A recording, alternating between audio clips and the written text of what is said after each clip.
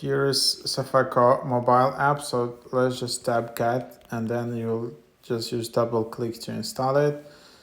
And then, yeah, here's the app. Oops, something's not working here. So let's just try again. So yeah, then you can just easily install it with your Face ID. And then this is all your policy information in one place.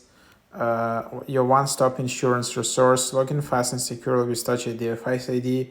Access ID cards with one touch. Manage your policy or claim from anywhere at any time. Take care of what's important quickly and easily. Access ID cards and save them to your Apple Wallet. Get to know your coverages and receive customized recommendations.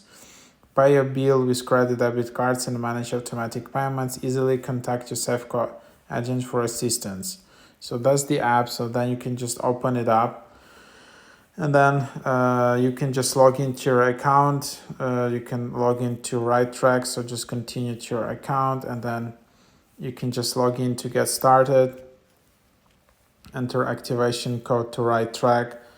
So yeah, that's basically the idea here.